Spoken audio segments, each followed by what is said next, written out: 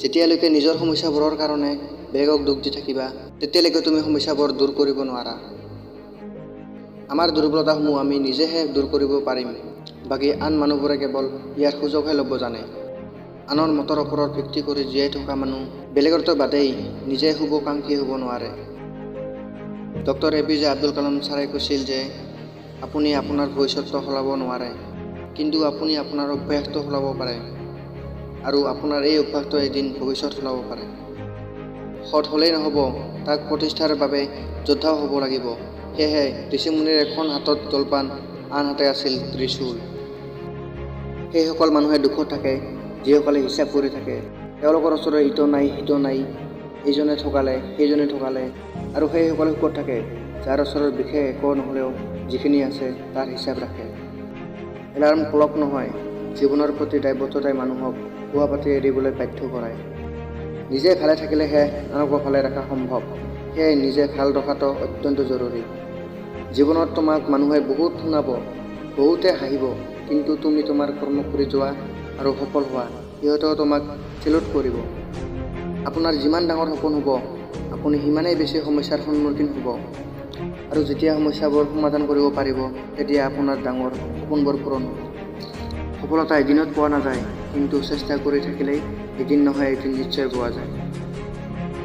ডাঙৰ আৰু যথেষ্ট ভুলৰ মাজেদি নোহোৱাকৈ কোনো এজন ব্যক্তিয়ে মহান হ'ব নোৱাৰে।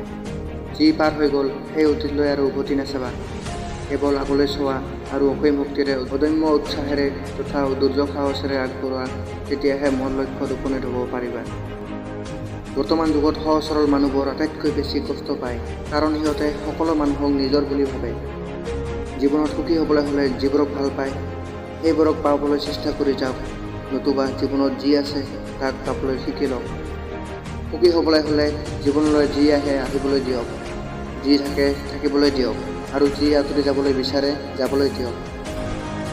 জীৱনৰ ভুল এইবাবে হয় যে যিবোৰ সিদ্ধান্ত আমি বিচাৰ বিবেচনাৰে ল'ব লাগে, সেইবোৰক আমি ভাবুক হৈ পৰোঁ।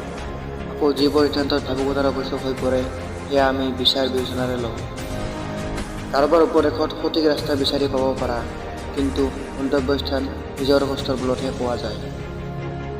জীৱন যুদ্ধত কেৱল শক্তিশালী ব্যক্তিয়েহে জয়লাভ নকৰে, কেতিয়াবা সেইজনে জয়লাভ কৰে যিজনে ভাবে মই জয়ী হ'ব পাৰিম।